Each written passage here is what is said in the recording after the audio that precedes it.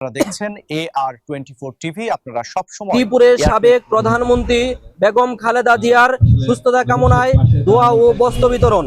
Staff reporter Abdur Razzak.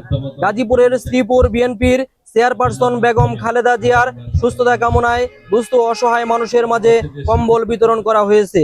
বুধবার Rajabari union দলাদিয়া বাজারে Mohammad ASM Ashraf হোসেনের উদ্যোগে শতাধিক দুস্থ মানুষের মাঝে কম্বল বিতরণ করা হয়।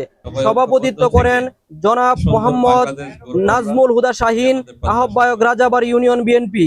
প্রধান অতিথি জনাব অধ্যাপক ডক্টর SM রফিকুল ইসলাম বাচ্চু, সহস্বাস্থ্য বিষয়ক সম্পাদক, জাতীয় নির্বাহী কমিটি বিএনপি ও সিনিয়র যুগ্ম আহ্বায়ক গাজীপুর জেলা।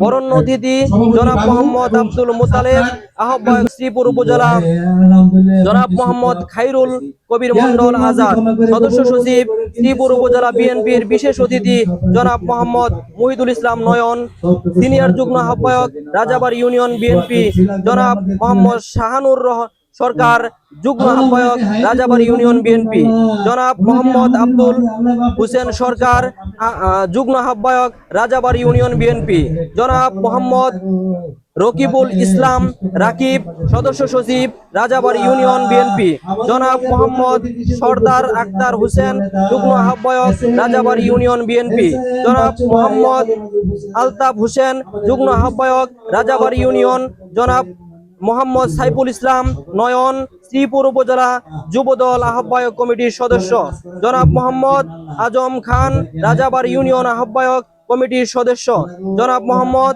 ফিরোজ মিয়া, সাবেক রাজাবাড়ী ইউনিয়ন শ্রমিক দলের সহসভাপতি। আরো উপস্থিত ছিলেন বিএনপি অঙ্গ সংগঠনের নেতাকর্মী। বস্ত্র বিতরণ শেষে দেশবাসীর জন্য দোয়া করে অনুষ্ঠানের সমাপ্তি করে।